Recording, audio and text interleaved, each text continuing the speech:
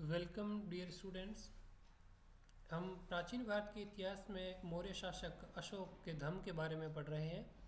इससे के पहले वीडियो सेशन में हमने यह देखा कि अशोक ने किस प्रकार से धम्म को अपनाया और उसके प्रमुख सिद्धांत क्या थे। आज हम ये देखेंगे कि अशोक ने अपने धम्म में और किन किन घटकों को शामिल किया और फिर उसका आम जन तक प्रचार प्रसार कैसे किया, उसका जो धम्म है उसका विस्तार कैसे हुआ, अशोक ने स्वयं अपने जीवन में किस प्रकार से इन चीज़ों को उतारा।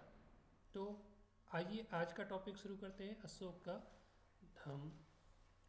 अशोक के धम्म में जो सबसे महत्वपूर्ण बात कही गई है वो धम्म मंगल की बात कही गई है। धम्म मंगल क्या होता है? अशोक ये कहता है कि मेरे से पहले जो शासक हुए या जो लोग हैं वो भी मंगल की कामनाएं करते हैं, मंगल के कार्य करते हैं। मंगल के कार्य कैसे हैं?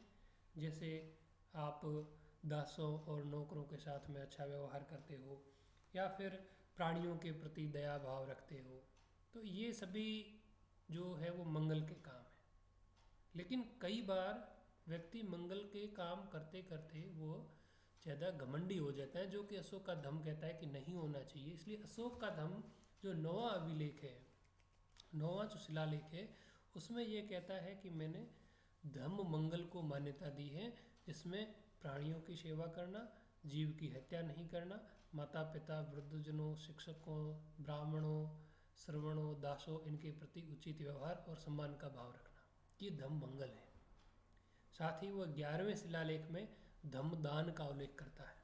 इससे पहले भी लोग दान किया करते थे, लेकिन दान करके खुद को महात्मा बनाने का प्रयास करते थे, खुद को दानी घोषित करने का प्रयास करते थे। लेकिन मैं जो दान की बात करता हूँ वो दान सबसे श्रेष्ठ दान है, और वो दान है धम्म का दान करना, यानी धर्म का दान करना। इसलिए अशोक अपने 11वें शिलालेख में लिखता है कि धम्म दान सबसे श्रेष्ठ दान है। वह धम्म विजय की कामना करता है।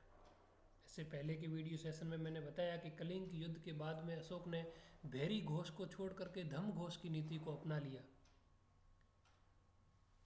इस धम्म घोष की नीति से ही धम्म विजय की नीति आती है। अशोक अपने 13वें शिलालेख में लिखता है कि उसने अब अपने शासकों अपने अनुयायियों अपने सीमांत प्रदेशों में सेना को भेज करके विजय प्राप्त करने की बजाय उसने धम्म के द्वारा विजय प्राप्त करने का निश्चय किया है। और वह यह भी बताता है कि उसने अपने सीमांत प्रदेश जैसे तुर्मय एंतियोक अलेकसुंदर अंतिकन मग्ग इन सभी प्रदेशों में धम्म विजय प्राप्त की, अर्थात उन प्रदेशों में भी अशोक ने धम्म विजय प्राप्त की। यह सैनिक विजय नहीं थी बल्कि धम्म विजय थी। साथ ही अशोक अपने सीमांत क्षेत्र जो केरल पुत्र चोल और पांड्य थे वहाँ पर भी धम्म विजय की बात करता है। तो इस प्रकार से अशोक अपने पड़ोसियों और अपने सीमावर्ती क्षेत्र के सभी लोगों के ऊपर धम्म विजय का दावा करता है। वो धम्म विजय कैसे की होगी इसके बारे में तो वो नहीं लिखता है, लेकिन हम ये आगे पढ़ेंगे भी कि उसने अपने धम्म का प्रचार करने के लिए अलग अलग क्षेत्रों में अलग अलग लोगों को भेजा, तो शायद इन लोगों के माध्यम से वहाँ के शासक अशोक की नीति को मानना स्वीकार कर चुके होंगे। तो इस प्रकार से जो यवन शासक थे, चाहे वो अलेकसुंदर मग्ग एंतियोक या तुर्मन के जो थे, उन यवन शासकों ने भी अशोक की इस नीति को सम्मान दिया और माना। अशोक ने धम्म यात्राओं का आयोजन किया। अशोक जो पहले की जो यात्राएं थी जिसको अशोक ने मृगया यात्रा कहा है, जब एक शासक हिरण का शिकार करने के लिए अपने घर से बाहर यात्रा करता है तो अशोक यह कहता है कि जो ये मृगया यात्राएं हैं या दूसरे प्रकार के जो आमोद प्रमोद की जो यात्राएं हैं उनके स्थान पर हमें धम्म यात्राएं करनी चाहिए। और धम्म यात्राओं में वह 10वें वर्ष अपने शासनकाल के 10वें वर्ष में वह बोध गया जहाँ पर महात्मा बुद्ध को ज्ञान प्राप्त हुआ था, और वहाँ पर गया तो उसने वहाँ पर ब्राह्मणों श्रवण और अन्य बहुत सारे लोगों को दान दिया। वह शासन के 14वें वर्ष में निगाली सागर गया, जो निगवीला स्थान पर है, जहाँ पर बुद्ध का जो स्तूप बना हुआ था, वहाँ कनक मुनि बुद्ध के स्तूप पर वो गया 14वें वर्ष में, और वहाँ जा कर के उसने उस स्तूप के आकार को दुगना कर दिया ताकि स्तूप बड़ा हो जाए। और फिर वो अपने शासनकाल के 20वें वर्ष लुम्बिनी गया।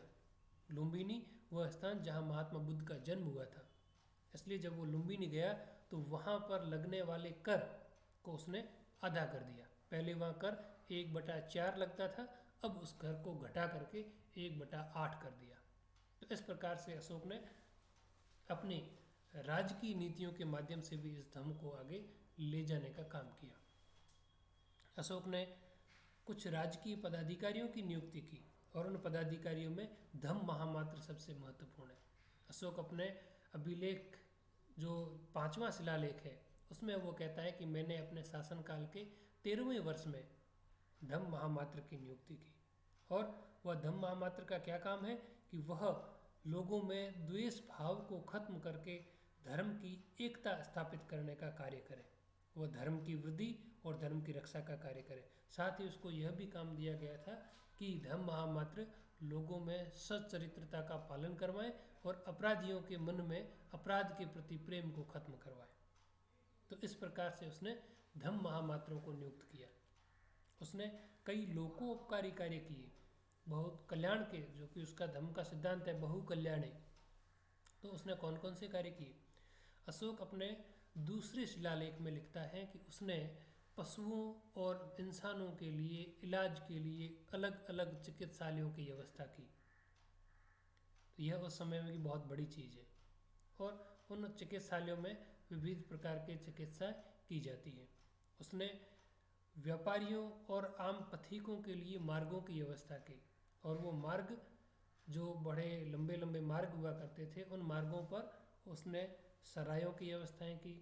मार्ग पर छाया के लिए छायादार वृक्ष लगवाए, पीने के पानी के लिए उसने जगह जगह पर कुएं खुदवाए और सरायों का निर्माण किया और सरायों में निःशुल्क भोजन की व्यवस्था की। तो ये अशोक के लोक उपकारी कार्य थे। अशोक अपने धम्म के प्रचार प्रसार के लिए धम्म लिपि खुदवाता है। धम्म लिपि का अर्थ है धम्म के सिद्धांतों का लेखन करना। और अशोक अपने 14 वृहद शिलालेखों, कुछ लघु शिलालेखों और 7 स्तंभ लेखों के अतिरिक्त और बहुत सारे छोटे मोटे लेखों में अपने धर्म के प्रचार के लिए बहुत विशिष्ट बातें लिखता है। और अशोक अपने धर्म की जो लिपियां लिखाता है, जो शिलालेख लिखवाता है, उसमें यह स्पष्ट रूप से लिखाता है कि मेरे ये लिपि खुदवाने का जो उद्देश्य है वो यह है कि आने वाली पीढ़ियों को पता चले कि धर्म का मार्ग ये है और इस पर चलना चाहिए। अब अशोक ने इस बात पर भी बल दिया कि हमें धर्म श्रावण करना चाहिए और धर्म उपदेश देना चाहिए। यानी जो आप यदि सुनने का किसी को शौक है तो वो जो सुने तो किस चीज़ को सुने? धर्म की बात को सुने, धर्म के उपदेश को सुने। इस प्रकार से अशोक ने धम्म लिपियों को खुदवाया और साथ ही उसने धम्म प्रचार के लिए बहुत सारे लोगों को भेजा।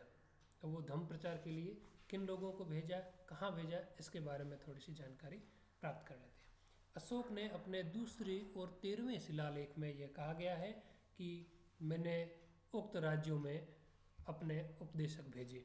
कौन कौन से राज्य हैं? जो 13वें शिलालेख में वह 5 यवन राजाओं का उल्लेख करता है। उसमें एक एंटियोक जो सीरिया का शासक था, दूसरा तुर्मय जो मिस्र का शासक था, फिर एंतिकीन जो कि मैसिडोनिया का शासक था, फिर मग जो एपीरस राज्य का शासक था, और अलेक्जेंडर शिरीन। तो ये जो 5 यवन राजाओं के नाम बताता है वो इन 5 क्षेत्रों में वो अपने प्रचारकों को भेजता है और वहाँ पर वो अशोक दावा करता है कि मैंने वहाँ पर भी धम्म विजय प्राप्त की। तो इस प्रकार से उसने अपने साम्राज्य से बाहर यवन राजाओं पर भी अपना प्रचार किया। लेकिन उसने केवल प्रचार ही नहीं किया, बल्कि यह भी कहा जाता है कि मिस्र का जो शासक टॉलमी फिलाडेल्फस था, उसने सिकंदरिया में एक बड़ा पुस्तकालय स्थापित किया और उसमें भारतीय ग्रंथों के अनुवाद की व्यवस्था की। तो ये अशोक का ही प्रभाव था कि उसने शासक को यह सब काम करना पड़ा। साथ ही अशोक यह भी लिखता है कि मैंने भारत के जो प्रदेश है, आसपास के जो क्षेत्र है, वहाँ पर भी बौद्ध धर्म का प्रचार के लिए उसने बहुत सारे भिक्षुओं को भेजा। जैसे मजंतिक को उसने कश्मीर और गांधार क्षेत्र में भेजा। एक था महारक्षित। महारक्षित को उसने यवन देशों में प्रचार प्रसार के लिए भेजा। उसने धर्मरक्षित को अपराग देश में भेजा। उसने शोन और उत्तर को सुवर्ण भूमि के प्रदेश में भेजा। उसने महेंद्र और संघमित्रा को श्रीलंका में धर्म का प्रचार प्रसार करने के लिए भेजा। तो इस प्रकार से कहा जा सकता है कि उसने कश्मीर, हिमालय से लेकर के महाराष्ट्र, सुवर्ण भूमि और दक्षिण में श्रीलंका तक अपने प्रचार प्रसार के लिए उसने अपने लोगों को भेजा था, ताकि वो धर्म का प्रचार कर सके। इसके अलावा अशोक ने बहुत सारे स्तूपों, गुफाओं, विहारों का निर्माण करवाया। बौद्ध धर्म के लिए उसने एक संगीति का आयोजन किया, जो कि बौद्ध धर्म की परंपरा में तृतीय बौद्ध संगीति थी। ये सब चीज़ें बौद्ध धर्म की चर्चा के दौरान पढ़ चुके हैं, और विहारों, चैत्यों और गुफाओं के बारे में हम मौर्यकालीन कला के दौरान पढ़ेंगे।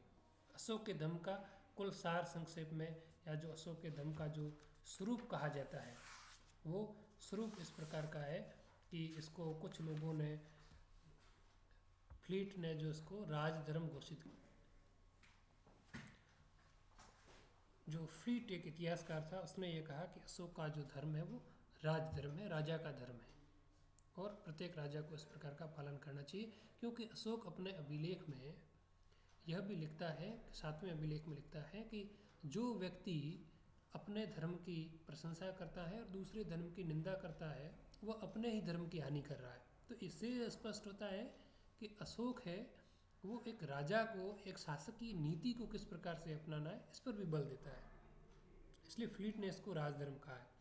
साथ ही जो राजा राधा कुमुद मुखर्जी है, उन्होंने इसको कहा कि सभी धर्मों की साझा संपत्ति है, इसमें सभी धर्मों के लोग समाहित हैं, सभी धर्मों के सिद्धांत इसमें समाहित हैं। इसलिए इस पर किसी एक धर्म को दावा नहीं करना चाहिए, बल्कि सभी धर्मों का इसमें एक सार कहा गया है। इसी सिद्धांत को रमाशंकर त्रिपाठी और विंसेंट स्मिथ जैसे लोग भी मानते हैं, और कहते हैं कि इस धर्म के, अशोक के धर्म में विश्व के जो सार्वजनीन जो सिद्धांत है, उसका समावेश इसमें किया गया है।